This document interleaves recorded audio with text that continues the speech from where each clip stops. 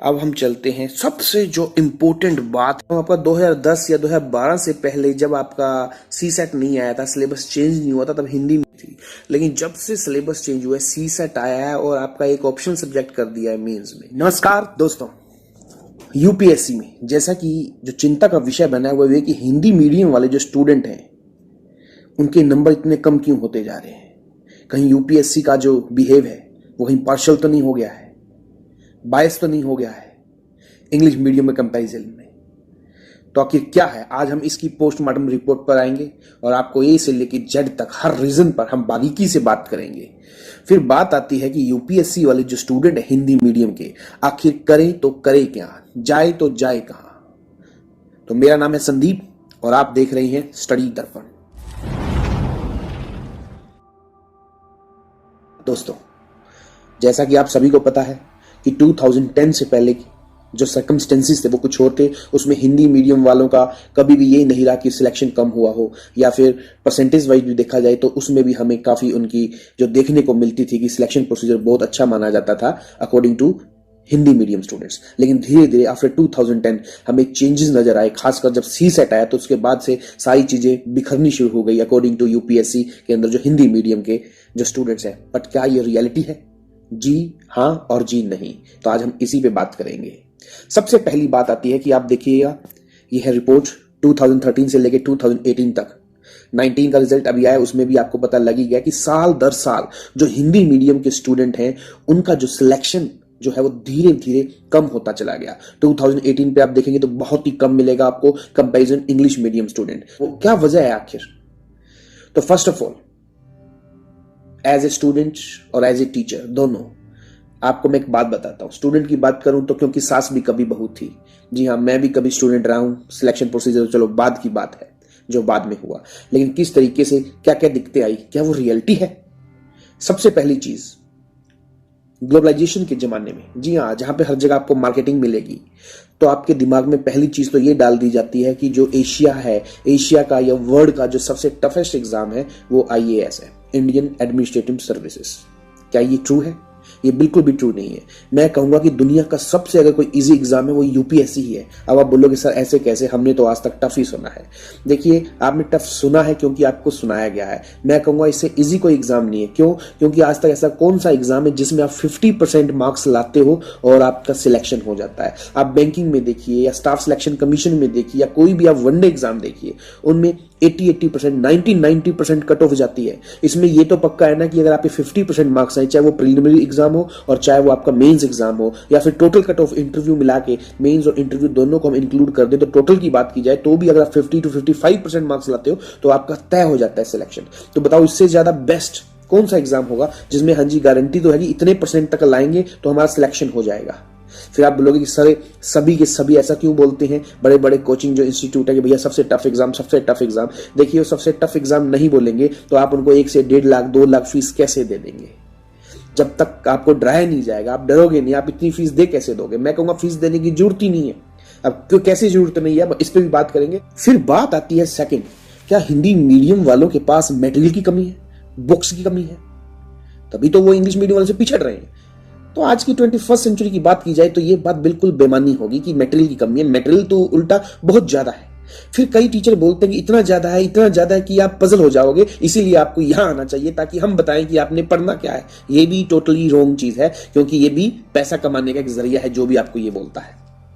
क्योंकि सबसे बड़ी बात है, यूपीएससी में 40 से 45%, जो मतलब 40 to 45% के आसपास जो एग्जाम है वो आपका न्यूज़पेपर से आ रहा है। अगर आप न्यूज़पेपर ही बच्चा अच्छी तरह पढ़ ले तो उसको वैसे ही टेंशन खत्म हो जाएगी। तो ये अपने आप में सबसे इंपॉर्टेंट बात है, न्यूज़पेपर। इस पे हम अभी आगे बात करेंगे। फिर मैक्सिमम जो स्टूडेंट सोचते हैं कि ज्यादा पढ़ना पड़ता है, अगर 12 से 16 घंटे भी ना पढ़ा जाए तो सिलेक्शन नहीं हो पाएगा। देखिए, हर बच्चों की अपनी कैपेबिलिटी है, कैलिबर है, और मेन चीज है कि अगर आप 4 से 6 घंटे पढ़ रहे हो, that is enough for you, for your path of success, really. बशर्ते आपके पास कंसिस्टेंसी हो, डिसिप्लिन, आप विद डिसिप्लिन ये काम कर रहे हो, then that is enough for you. अब आप बोलेंगे सर 4 से 5 घंटे में कैसे सिलेक्शन हो जाएगा? देखिए, इसके लिए शर्त है क्या आपका बेस क्लियर हो, बेस तो ठीक हो, अगर आपने 12th की है या ग्रेजुएशन की है तो रियलिटी में की हो, ये नहीं हो नकल मार के या दाने देखकर पास हुए हो, फिर बात नहीं बनेगी। फिर तो भैया वही बात है, अब जीरो से स्टार्ट करना है भैया आपने। बाकी इसके बारे में डिटेल में हम आगे बात करते हैं। फिर बात आती है कि हिंदी मीडियम वाला स्टूडेंट, आप कभी भी नोट करना, जो हिंदी मीडियम का स्टूडेंट है, बिहार का मिलेगा, यूपी का मिलेगा, आपको एमपी का मिलेगा, राजस्थान का मिलेगा, हरियाणा का मिलेगा, जो हिंदी भाषी एरिया है, जो हिंदी भाषी हमारे स्टेट है, उनकी सबसे बड़ी बात क्या है कि ग्रेजुएशन तक तो कुछ खास नहीं करते या 12th तक कुछ खास नहीं करते, उसके बाद पता नहीं क्या भूत सवार होता है कि हाँ जी आईएएस बनना है, तुरंत चल पड़े। जैसे मुंबई में हीरो बनने के लिए ट्रेन भर भर के जाती है, वैसे लोग आईएएस बनने के लिए दिल्ली या बड़े शहर की तरफ मूव करते हैं। अच्छी बात है, उसमें कोई बुरी बात नहीं है, लेकिन आपने बचपन से कुछ नहीं किया है। मेरा कहना क्या मतलब है, जो हिंदी मीडियम के बच्चे हैं, नॉट ऑल, मैं सभी की बात नहीं कर रहा, बट हाँ मैक्सिमम की बात जरूर कर रहा हूं, आपको उनका आईक्यू लेवल कभी भी चेक करना। इंग्लिश मीडियम वाले स्टूडेंट को जो आईक्यू लेवल है उसके कंपैरिजन में हिंदी मीडियम वाले स्टूडेंट का आईक्यू लेवल बहुत कम मिलेगा, बहुत ही कम। वो बचपन से ही पढ़ते आ रहे हैं। कुछ छटनी आपको 10th के बाद मिल जाएगी, जैसे कुछ बच्चे मेडिकल नॉन मेडिकल में चले जाते हैं, कुछ कॉमर्स में चले जाते हैं, जो बच खुच गए, अकॉर्डिंग टू हमारा जमाना वो बोलता है जो बच खुच गए, जो गधे बधे हैं वो आर्ट्स वाले सब्जेक्टों में चले जाते हैं। होता भी लगभग ऐसा ही है। कुछ हाँ शौक से जाते हैं, उनकी बात अलग है, जिसके अंदर पैशन है प्लस पेशेंस है, तो उनकी यहां पर बात अलग है। अब बात आती है, हाँ इंग्लिश मीडियम वाला जो बच्चा 10th क्लास का, जो पब्लिक स्कूल का बच्चा है, उसका जो आईक्यू लेवल है, उसमें जो मैच्योरिटी मिलेगी आपको, उतनी मैच्योरिटी ग्रेजुएशन लेवल वाले में मिलेगी जो हिंदी मीडियम का है। इसके पीछे मैं ये नहीं कह रहा कि हिंदी मीडियम वाले कम है, वो बहुत है, बहुत अच्छे, बहुत ज्यादा पढ़ने वाले, बहुत ज्यादा कीन, लेकिन यहां पर बात आती है एक अलग नजरिए की, अलग नजरिए से देखना, आपके जो सराउंडिंग चीजें हैं, आपके आसपास की जितनी चीजें हैं, उनका एक अलग तरीके से देखना, आपकी क्रिएटिविटी लेवल कैसा है, ये सब चीजों पर मैटर करता है आपका।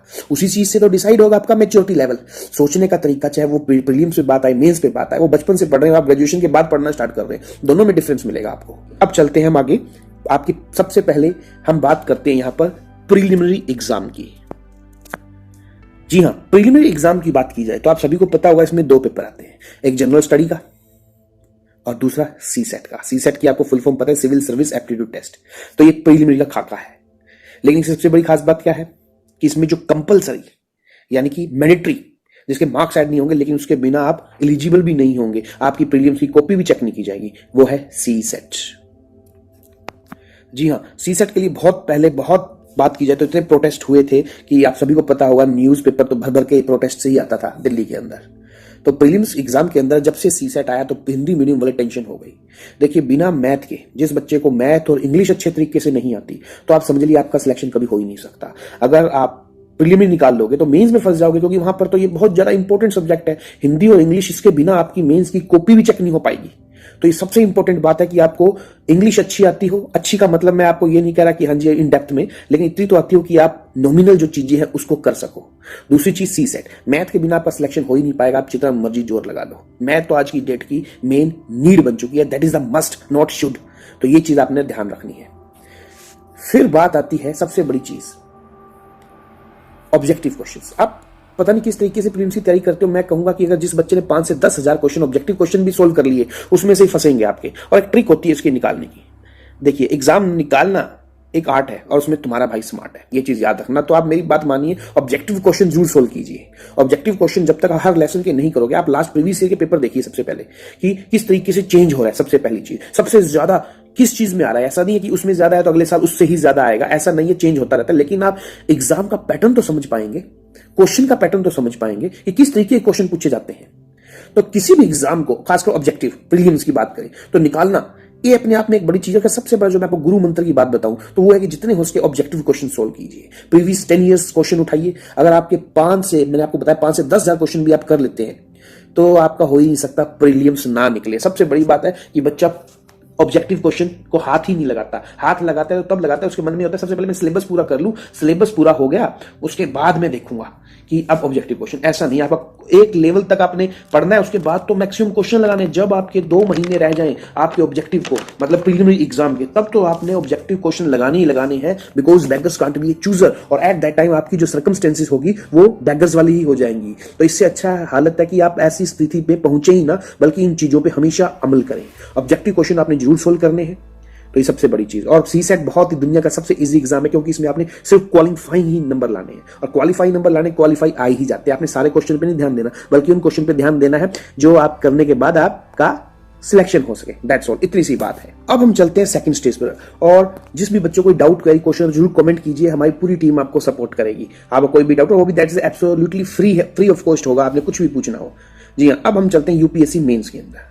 अगर मेंस की बात की जाए, मैं आपको बताऊंगा कि 2010 से पहले क्या कंडीशन थी, 2010 के बाद से क्या कंडीशन में चेंजिंग आए, जिससे हिंदी मीडियम वाले स्टूडेंट है वो धीरे धीरे उनका जो कहूंगा सिलेक्शन प्रोसीजर है, उनकी जो सीटें वो कम होती चली गई फाइनल लिस्ट के अंदर। अब बात आती है मेंस एग्जाम आपका सिर्फ तभी हो पाएगा जब आपके पास स्किल्स है। स्किल भी कौन सी? Writing skills. अब आप बोलोगे मैक्सिमम बच्चे की सर ये राइटिंग स्किल्स कैसे आएगी, या राइटिंग स्किल्स हमें कैसे पता कि हमारी अच्छी है? देखिए, राइटिंग स्किल्स कोई एक दिन दो दिन का खेल नहीं है, ये आएगी आपकी डेली प्रैक्टिस से। पहली चीज, आपको लिखने का, आपकी राइटिंग स्किल्स तभी अच्छी होगी जब आपकी लिखने की हॉबी बनेगी, जब आप बोल सके भैया मेरी हॉबी है बिना लिखे तो मुझे रात को नींद नहीं आती। सबसे पहली चीज, तभी आपकी राइटिंग स्किल बहुत ज्यादा इंप्रूव होनी स्टार्ट हो जाएगी। अब बात आती है उसके बाद, कई बच्चे बोलेंगे सर हम आंसर लिखते हैं और हमें खुद को लगता है हमारा तो बहुत अच्छा आंसर है। ठीक है, टीचर के पास इतना टाइम नहीं है। देखिए 21st सेंचुरी आज की डेट में हर चीज मार्केट में अवेलेबल है, यहां तक कि टॉपर्स की जो कॉपी होगी मेंस की, उसकी फोटो स्टेट आपको मार्केट में मिल जाएगी। आप उससे कंपैरिजन कीजिए कि भैया कैसे लिखा है, मेरा कैसा, फिर आपको लगे मेरा अच्छा तो अच्छी बात है, उसमें कोई गलत नहीं है। फिर अपने फ्रेंड्स को दिखाइए, सबको पता होता है आपके वेल विशर कौन है, आपके अच्छे फ्रेंड कौन है, आपसे लाइक कौन है, आपसे सीनियर कौन है, आप उनसे चेक करवाइए। फिर अपने टीचर के पास जाइए, आप उनकी हेल्प लीजिए। टीचर मना नहीं करेगा, हाँ टाइम कमी है लेकिन कभी तो देखेगा वो आपका, वो आपके ऊपर है आप कितना प्रेशराइज करते हो टीचर को पॉजिटिवली। ठीक है, तो आप ये देख सकते हो, अपनी हेल्प, फ्रेंड से हेल्प ले सकते हो। धीरे धीरे आप देखोगे जब 40 से 50 क्वेश्चन आप लिख लोगे, आपकी एक निरंतरता, कंसिस्टेंसी बनेगी आपकी, आपका हाथ अपने आप खुलना शुरू हो जाएगा, आपके अंदर जो स्किल्स है राइटिंग स्किल्स वो अपने आप डेवलप होना स्टार्ट हो जाएंगे। अगर फिर भी आप कंफ्यूज हो भैया सर लिखना कैसा है, हमें तो ये समझ नहीं आ पा रही, तो आपको सिंपल सी मैं चीज बताता हूं, गांठ बांध लो। जो लल्लन टॉप पे सौरभ शुक्ला जैसी न्यूज सुनाता है ना कि हाँ जी हम चलते हैं, क्या है इसमें खास, वो हर चीज बताएगा, उसका पॉजिटिव पॉइंट, नेगेटिव पॉइंट, क्या उसका प्रभाव पड़ेगा, क्या प्रभाव नहीं पड़ेगा, आपने ठीक वैसे ही लिखना है। That's all. एक मैं सिंपल सी चीज बता रहा हूँ, सौरभ शुक्ला वो मेरा कोई मामा चाचा ताए का लड़का तो नहीं है, लेकिन मैं आपको एक बता रहा हूँ कि जो उसका कुछ बहुत अच्छा न्यूज जो बोलने का तरीका है वही आपने का लिखने का तरीका होगा। क्रिटिसाइज जब आप चीज करते हो तो आप उन सब चीजों पर ध्यान लगाओ, किस पे, social issue, political issue, economical issue, environmental चीज आती है तो उस पर, मतलब आपका समाज के हर पहलू पे आपका उस क्वेश्चन के पॉइंट ऑफ व्यू से नजर होनी चाहिए। आपका कुछ बचेगा ही नहीं, किस चीज पे बचेगा आपका कुछ भी। टीचर आपके नंबर क्यों काटेगा जब आप हर चीज लिख के आ रहे हो। अब फिर बात आती है कि हाँ जी 250 वर्ड्स हैं, वर्ड्स लिमिट है, तो आप लिमिट में, वही तो मैं आपको बताया कि आप डेली लिखने का अभ्यास करें। जब आप लिखने का अभ्यास करेंगे आपको अपने आप आपकी राइटिंग स्किल्स डेवलप होती चली जाएगी। जी हाँ, अब हम चलते हैं मेंस के। आपके जैसे सबको पता होगा कि कितने एग्जाम होते हैं। ठीक है, टोटल 9 पेपर है, जिसमें 2 आपके हिंदी लैंग्वेज का एक हो गया और दूसरा होगा इंग्लिश लैंग्वेज का, फिर आपका हो गया एसए का। तो अब मैं बताता हूं आपको सबसे जो इंपॉर्टेंट पहलू है जिसपे आपने ज्यादा फोकस करना है, ज्यादा ध्यान देना है। देखिए ये तो है ही है, इसके बिना तो आपका नहीं, क्वालिफाइंग मार्क्स से कोई टेंशन लेने की इसमें जरूरत नहीं है। अब मैं बताता हूं आपका 2010 या 2012 से पहले जब आपका सीसेट नहीं आया था, सिलेबस चेंज नहीं हुआ था, तब हिंदी मीडियम वालों के क्यों इतने नंबर आते थे। देखिए उनके जो ऑप्शनल सब्जेक्ट हुआ करते उस टाइम 2 हुआ करते, आप सभी को पता होगा। वो अपने इतना धुरंधर होता था उनका वो ऑप्शनल सब्जेक्ट, क्योंकि वो तो स्टैटिक है, अगर हिस्ट्री है तो हिस्ट्री रहेगी, ज्योग्राफी है तो ज्योग्राफी रहेगी। अब ऐसा तो नहीं हिमालय पर्वत चेंज हो जाएगा, ऐसा कुछ नहीं है। तो वो उनका इतना मजबूत होता था, उसके दम पे ही वो नंबर ले आते थे जनरल स्टडी में, चाहे नंबर कम ही आए। इस वजह से हिंदी मीडियम वालों को कोई टेंशन ही नहीं होती थी। लेकिन जब से सिलेबस चेंज हुआ है, सीसेट आया है और आपका एक ऑप्शन सब्जेक्ट कर दिया है मेंस में, वहां पर दिक्कत आनी स्टार्ट हुई। लेकिन उसका भी हल है यहां पर देखा जाए तो। अब उसका क्या हल है यहां पर कि एक तो एसए आपका खतरनाक होना चाहिए, आपका एसए, क्योंकि इसमें आप मैक्सिमम नंबर ला सकते हो, बहुत ईजी चीज है ये। ठीक है, उसके बाद बात की जाए तो आपका ऑप्शनल सब्जेक्ट। ऑप्शनल सब्जेक्ट के आपके 2 पेपर होते हैं, सबको पता है, 250 और 250। ठीक है, ये आपके सुपर होने चाहिए 500, 350 आप नंबर इसमें ले आइए या 300 ले आइए। मुझे नहीं लगता कि कोई भी आपका सिलेक्शन ना करवा पाए, मतलब होगा ही होगा। लेकिन आप इस सब्जेक्ट के धुरंधर होने चाहिए। आपकी जो कॉपी चेक करेंगे वो प्रोफेसर चेक करेंगे और उनको ये आस होगी, क्योंकि इसमें साफ साफ बोला जाता है कि भैया ग्रेजुएशन से ज्यादा नॉलेज हो और पीजी से कम। साफ सीधी सी बात है, मतलब आप इसके धुरंधर होने चाहिए सब्जेक्ट के, यानी कुछ भी पूछ लो ये मुझे आता है, साफ सीधे। और मेटल की कोई कमी नहीं है, अगर आप यूनिवर्सिटी लेवल की बुक भी पढ़ लेते हो ना, जो भी इंस्टीट्यूट ये बोलता है कि भैया हमारा आप ये नोट्स पढ़ लो, that is enough for you, तो समझ लो सारा सख्त झूठ है, सारा सख्त गलत है ये वाली चीज। और जनरल स्टडी और सबके लिए जनरल स्टडी ही है, आम चीजें हैं उसमें, आपको उसके अंदर धुरंधर नहीं मांग रहा कि हाँ जी आप प्रोफेशनल होने चाहिए, आपको पूरी पीएचडी कर रखी हो, ऐसा नहीं है। पीएचडी वाली चीज वो आपको आपके ऑप्शनल से ही चीजें मांगी जा रही हैं, तो आपने इस चीज का ध्यान रखना है।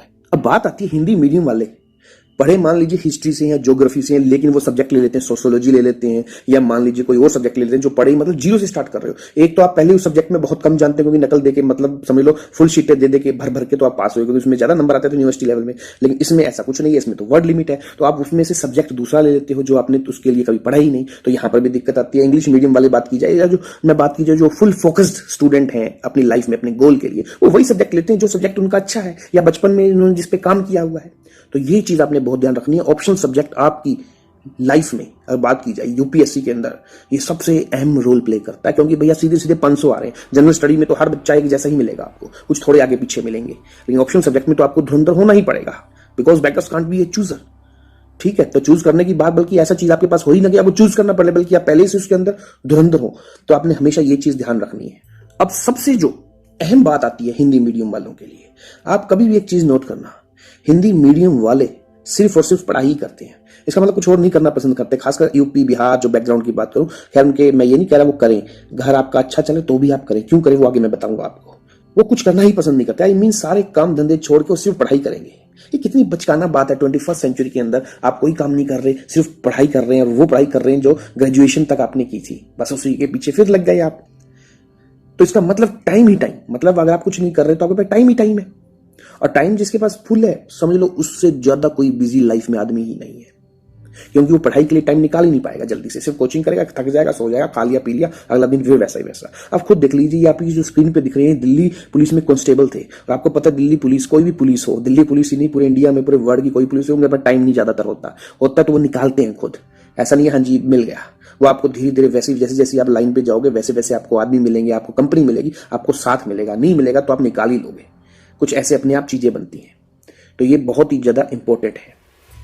आप देखो किस तरीके से इन्होंने आईएएस का एग्जाम निकाला, ये अपने आप में एक बहुत बड़ी बात है। कितनी रिस्पेक्टिव अगर मैं बात करूं, ये बात है कि कांस्टेबल होते हुए इन्होंने जब इतना बड़ा काम पुलिस के अंदर, क्योंकि वहां पे तो टाइम की ही कमी होती है, उसके बावजूद इन्होंने एग्जाम निकाला। तो आपको क्या लगता है कि ज्यादा पढ़ने से एग्जाम निकलता है? मैंने आपको जैसे पहले बताया, ज्यादा पढ़ने से कभी एग्जाम नहीं निकालता, ज्यादा पढ़ने से आदमी विद्वान हो जाता है, और विद्वानों के पास पैसा नहीं होता, साफ सीधी सी एक बात। तो आपने 12-14 घंटे नहीं पढ़ना, 12-14 घंटे पढ़ना है, पर रियलिटी में कैसे पढ़ना है वो मैं बताऊंगा अभी आपको। 6 घंटे तो आपने पढ़ना ही पढ़ना है। फिर जैसे गाय सारा दिन खाती नहीं है, गाय ने कुछ देर खाया उसके बाद जुगाली करती है, ऑब्जर्वेशन, सोचती है। बस आपने 6 घंटे पढ़ लिया, उसके बाद सोचना है आपने। ये नहीं कि हाँ जी पढ़ते रहे, सोचने का टाइम नहीं, ऑब्जेक्टिव क्वेश्चन आपने नहीं किया, राइटिंग स्किल फिर आपने कोई काम नहीं किया, तो किस तरीके से आप पीटी मेंस निकाल लोगे? तो ऐसा बिल्कुल भी नहीं हो पाएगा। अच्छा ये बताइए अब कि सबसे ज्यादा टाइम किसके पास होता है आपके अकॉर्डिंग? नौकरी वाले आदमी के पास जो जॉब पे जाता है, या बिना नौकरी वाले आदमी के पास जो कुछ नहीं करता सिर्फ पढ़ रहा होता है? अब आप क्या बोलोगे इस चीज पे? मुझे गारंटी आप बोलोगे कि सर जो नौकरी नहीं कर रहा, जिसके पास टाइम ही टाइम है पढ़ाई का, उसके पास टाइम ही टाइम होता है। तो मैं आपको रियलिटी बताता हूं, आप टोटली गलत सोच रहे हो। देखिए सबसे ज्यादा टाइम आपको उसके पास मिलेगा जो सबसे ज्यादा बिजी रहता है। अब वो बोलोगे आप कैसे?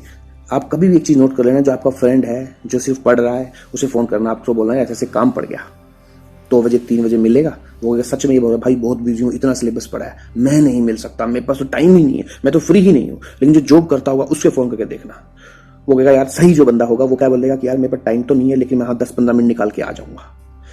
इसी तरीके से जो जॉब करता है उसको पता भैया मेरे पास लिमिटेड टाइम है, वो हर चीज के लिए लिमिट वाली चीजें, मतलब पढ़ाई के लिए स्पेशल टाइम निकाल ही लेगा। तो ये है सबसे बड़ी खास बात, उसको पता है मेरे पास कितने घंटे पड़े हैं, कितने घंटे नहीं पड़े, तो वो उस तरीके से उस चीज को ऊपर इंप्लीमेंटेशन करेगा, उस तरीके से टाइम टेबल बनाएगा, उस तरीके से शेड्यूल बनाएगा। तो ये है सबसे इंपॉर्टेंट चीज। तो इसीलिए आपको बिजी जरूर रहना चाहिए, और आप गारंटी देता हूं आप 5 से 6 घंटे निकाल लोगे 24 घंटे में से, ज्यादा 8 घंटे 10 घंटे लगा लोगे। और थकान तो कौन, जवान आदमी को तो वैसे ही नहीं होती, जो अपनी पैशन के लिए भाग रहा है उसको थकान तो मतलब ही नहीं, ये रियलिटी है। तो आपने हमेशा इस चीज पे फोकस करना है, वो है न्यूज़पेपर। देखिए मैक्सिमम अगर मैं बोलूं आप न्यूज़पेपर कितने घंटे पढ़ते हो, सच सच बताओ, कमेंट में बताना। तो कुछ बच्चे क्या, मैक्सिमम बच्चे बोलेंगे सर पढ़ते ही नहीं, ऑलरेडी हर चीज हमें मैगजीन में मिल जाती है, हम करंट अफेयर्स की मैगजीन पढ़ लेते हैं। देखिए वो उनके द्वारा लिखे गए दृष्टिकोण होते हैं, उसमें उनके द्वारा जो इसके राइटर होंगे उनके थ्रू लिखा गया है हर चीज। लेकिन आप खुद के अपने नोट्स बनाते हो न्यूज़पेपर। मैं आपको फिर बोल रहा हूँ 40 to 45% न्यूज़पेपर से आ रहा है। अगर बिना न्यूज़पेपर आप पढ़ने की सोच रहे हो, बिना न्यूज़पेपर के, without newspaper if you think if you will be qualified in the UPSC exam, then you are totally wrong. ऐसा हो ही नहीं सकता। यूपीएससी में आपको टोटली न्यूज़पेपर देखो पढ़ना ही पड़ेगा, इतना अच्छे एडिटोरियल पेज आते हैं, उसके बिना कैसे बात बनेगी? इससे तो आपका पूरा बेस तैयार हो रहा है। फिर जाके आपकी कुरुक्षेत्र मैगजीन आती है, ये योजना आती है, तब है। न्यूज़पेपर आप पढ़ नहीं रहे, आप सोचो सिर्फ वही पढ़ के एग्जाम निकाल लो, then you are totally wrong. अब बात आती है कि यहाँ पर बात हिंदी और इंग्लिश की नहीं है। ऐसा नहीं है यूपीएससी आपके साथ बायस है हिंदी मीडियम वालों के साथ, इंग्लिश मीडियम वालों के साथ नहीं है, ऐसा बिल्कुल भी नहीं है। बल्कि यूपीएससी तो साफ बोलता है, जो अग्रवाल थे, डीपी अग्रवाल इसके चेयरमैन, उनका साफ इंटरव्यू में इन्होंने बात बोली कि जो बच्चे यूपीएससी के रूल को फॉलो नहीं करते उनका सिलेक्शन कैसे हो सकता है। हमको तो भैया जो बच्चा हमारे रूल फॉलो कर रहा है, हमको जो जो रिक्वायरमेंट है आप अपने मेंस की कॉपी में लिख रहे हो, आप उसमें से आ जाइए। तो हिंदी मीडियम वालों की सबसे बड़ी कमी क्या है, हिंदी मीडियम वाले आपको ज्यादा क्रिएटिव नहीं मिलेंगे। क्रिएटिव बोले तो वो सिर्फ बुक पढ़ने पर ही जोर देते हैं। आपके आसपास क्या चीजें हो रही हैं आप कोरिलेट नहीं कर पाते अच्छे ढंग से। बुक के साथ साथ हमेशा अपने आसपास की चीजों को टटोलिए, सबसे बड़ी चीज। जैसे अब मैं बात करता हूं सिंपल सी ज्योग्राफी की। ज्योग्राफी में अगर मैं सिंपल सा पूछूं, हाँ जी कहां पर आइस पड़ती है, आप कैसे पता चलेगा कि यहाँ पे बर्फ पड़ती है। अब आप इंची टेप लेकर तो जाओगी नहीं वहां पर कि हाँ जी इतनी हाइट है, हाइट पे कोई आपकी चीज है, वहां पर कोई एरिया इतनी हाइट के ऊपर है, वहां पे कोई बोर्ड भी नहीं लगा रखा किसी ने, तो आपको कैसे पता चलेगा कि यहाँ पे बर्फ पड़ती है। बताइए इसका सीधा सा जवाब, जी हाँ, इसका सिंपल सा है, वेजिटेशन। मतलब जहां पे भी सिंपल आपको देवदार के पेड़ दिखने लग जाए, समझ लो वहां पे भैया क्या पड़ती है, हाँ स्नोफॉल होता ही होता है वहां पर। वेजिटेशन, अब वेजिटेशन का देखो कितनी चीजें जुड़ी हुई हैं। वेजिटेशन के साथ वहां की मिट्टी, सोइल कैसी है, वहां पर ह्यूमिडिटी कितनी है, अगर ह्यूमिडिटी ऐसी है, सोइल ऐसी है, वेजिटेशन ऐसी है, तो वहां पर आपको एनिमल भी वैसे मिलेंगे, एनिमल वैसे मिलेंगे। फिर आपको वहां की बात करें इकोनॉमी के बारे में भी अपने आप चीजें नॉलेज होनी शुरू हो जाएगी। सब एक दूसरे से जुड़ी हुई हैं, आप इनको अलग अलग मत पढ़कर बल्कि एक साथ कोरिलेट करके पढ़िए, तब आप समझ पाओगे ये सिर्फ अलग अलग नहीं है, सब एक चीजें ही है। ऐसे ही मैं आपको लेके चलता हूं हिस्ट्री में भी। अब मैक्सिमम बच्चे सोचते हैं सर हिस्ट्री में तो कोई भी चीज सब स्टैटिक है, मतलब एक बार लिख दी गई चेंजेस ही नहीं है। जी नहीं, आज की डेट में भी आप देखिए जो स्मार्ट सिटी का कॉन्सेप्ट है वो कहां से आया, इंडस वैली सिविलाइजेशन से आया। इन दोनों को कोरिलेट करके आप इंडस वैली के ऊपर क्वेश्चन लिखिए मेंस के अंदर, हिस्ट्री वाले बच्चे, चाहे उसकी बात आ जाए, आर्ट एंड कल्चर की बात आ जाए। अब हिस्ट्री की मैं आपको बात बताऊं, हिस्ट्री को सिंपल सा हर जो स्टूडेंट है, अब शेरशाह सूरी होते तो उस जमाने में क्या करते जो शेरशाह सूरी ने किया होता, और शेरशाह सूरी आज होता तो क्या करता, सेम चीजें करता, बिल्कुल भी नहीं। तो आज की डेट में एट प्रेजेंट से आप उसको सोच के चलिए, तो आप किस तरीके से, मतलब अकबर है, बीरबल है, आप उसको अपनी जगह पे रख के सोचिए, अपने आप आपको समझनी शुरू हो जाएंगी चीजें। मैं ये नहीं कह रहा आप अकबर की तरह हाँ जी हाथी घोड़े ले लो, तलवारें ले लो, मारकाट कर दो, मैं सोचने की बात है, ऑब्जर्वेशन की बात है सारी की सारी। यूपीएससी क्या चाहता है आपसे, ऑब्जर्वेशन ही तो चाह रहा है, और क्या चाह रहा है वो। तो मोटी सी बात है कि मेंस के लिए लिखने की आपकी हॉबी होनी चाहिए, जो लिखने की चीज है वो आपकी हॉबी हो, मतलब डेली बिना लिखे तो आपको नींद ना आने वाले, बल्कि आपको उसमें मजा आए, आपका पैशन बन जाए वो, तभी एग्जाम क्लियर होगा। आप कभी भी नोट करना, एलन मस्क को ही देख लो, सभी नाम तो सुन लेते हैं एलन, टेस्ला का, स्पेस एक्स का, लेकिन उसकी 100 आवर का शेड्यूल होता है पर वीक का। आप खुद देखिए, आप पूरे 1 वीक में आप कितने घंटे काम करते हो, कितने घंटे अपने लक्ष्य के लिए करते हो। वो तो 100 घंटे लगा रहा है भैया, उसका साफ शेड्यूल है 1 वीक का, तब जाके इतनी कंपनियां चला रहा है। लेकिन आप क्या पूरे दिन में करते हो, आप अपने आप डायरी में लिखिए कि आज मैंने क्या क्या किया, फिर जाके आप समझ पाओगे किस तरीके से क्या क्या चीजें हैं। फिर चलते हैं, हम सबसे लास्ट की बात करूं यहां पर इंटरव्यू की। इंटरव्यू में आपको कितना अच्छा बोलना आता है, आपके पास कितना सारा नजरिया, मतलब बात की जाए डिक्शनरी की बात की जाए आपकी लाइफ की, अपनी जितनी चीजें करिए आपको बस उन्हें बोलना आना चाहिए, वो आप सीख ही जाओगे। मेंस जब आप अच्छा करोगे, क्योंकि आपको हर टॉपिक पे हर चीज की नॉलेज हो चुकी होगी, या इतने में आप इंटरव्यू दे ही दोगे, ऐसी कोई टेंशन वाली बात नहीं है। तो ये सबसे बड़ी चीज है। तो अब लास्ट बात आती है इंग्लिश मीडियम वाले या हिंदी मीडियम वाले स्टूडेंट की बात नहीं है, यहां पर बात है कि आप यूपीएससी के रूल्स को फॉलो कर रहे हो, उसके अकॉर्डिंग आप अपनी आंसर राइट लिख रहे हो। आपको पता है अभी तक आर्ट्स वाले जो सब्जेक्ट है उनमें कभी भी 100/100 मार्क्स नहीं मिलते, 100 आउट ऑफ 100। क्यों? इसका मतलब साफ है कि आज तक सबसे अच्छी कॉपी लिखी जानी बाकी है, तभी तो किसी के अभी तक 100 आउट ऑफ 100 आई नहीं। तो इसका मतलब सबसे साफ है कि सबसे अच्छी बुक लिखी जानी बाकी है, तो साफ है कि वो आप हो सकते हो नेक्स्ट। तो ये चीज। अब सबसे बड़ी बात आती है कि आखिर हिंदी मीडियम वाले पीछे कैसे रह जाते हैं, अगर वो मेंस भी देते हैं तो पीछे कहां रह जाते हैं। अब मैं इस टॉपिक पे चलता हूं कि कहां दिक्कत फंस जाती है आपकी। देखिए इसमें जो सबसे बड़ी बात आती है, अच्छा एक बात बताइए, आपने ढाबे पे खाना खाया होगा, रेस्टोरेंट में भी खाना खाया होगा, और कभी इक्का दुक्का कभी 5 स्टार में भी गए हों, तो वहां पे भी आपने एक चीज ऑब्जर्व की होगी, तीनों में जो रेट का फर्क होता है वो सिर्फ रेट का इसलिए नहीं फर्क होता, खाने वाली तो चीज है यार आपको ढाबे पे ज्यादा अच्छी लगे क्योंकि उन्होंने अच्छे तरीके से स्पाइसेस डाले होते हैं, लेकिन बात है प्राइस की। तो वो किस चीज की है, वो है आपकी प्रेजेंटेशन की। आप देखोगे 5 स्टार वाले का प्रेजेंटेशन ही बहुत खतरनाक था। तो सारी गेम आपकी प्रेजेंटेशन की है, आप कितना अच्छा प्रेजेंट करके आए अपने मेंस की आंसर राइटिंग। तो ये वाली चीज हमेशा याद रखना। अब बात आती है प्रेजेंटेशन पे, तो प्रेजेंटेशन के लिए अगर मैं बात बोलूं सिंपल सी, हिंदी मीडियम की आप कॉपी देखना, कभी इंग्लिश मीडियम वाले स्टूडेंट की कॉपी देख लेना।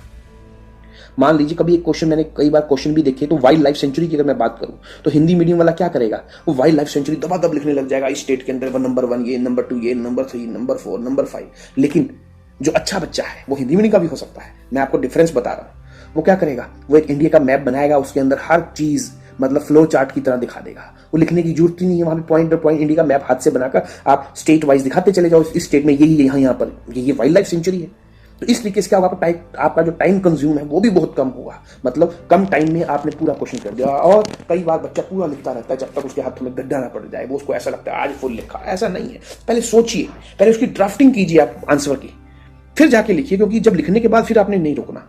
आपको 6-7 मिनट का टाइम मिलेगा सोचने का, सोचा फिर लिखना शुरू किया, ये गेम है। लिखना कर दिया फिर नहीं रुकना, उससे पहले ही आपने ड्राफ्टिंग करनी है। तो ये सब चीजें आपने ध्यान रखनी है। तो newspaper, writing skills for mains और प्रीलिम्स के लिए ऑब्जेक्टिव क्वेश्चंस ज्यादा से ज्यादा करना, ज्यादा से ज्यादा टेस्ट देना खुद से, या अपना जो ग्रुप है या कहीं भी कोई भी क्लास ज्वाइन कर लीजिए प्रीलिम्स के लिए। तो ये चीजें आपने ध्यान रखनी। जब आप इन चीजों पे करते हो तो गारंटी आपका सिलेक्शन होगा ही होगा, चाहे वो हिंदी मीडियम का हो चाहे इंग्लिश मीडियम का हो। और आप यूपीएससी की सारी जो रूल्स एंड रेगुलेशंस हैं मेंस के लिए वो आप करते हो पूरे, तो आपका सिलेक्शन होगा ही होगा, कोई नहीं माइकल रोक सकता। तो ये था। आपको ये वीडियो कैसा लगा जरूर कमेंट कीजिए, शेयर कीजिए एंड सब्सक्राइब कीजिए। मिलते हैं हम अपने नेक्स्ट वीडियो में, तब तक के लिए गुड बाय।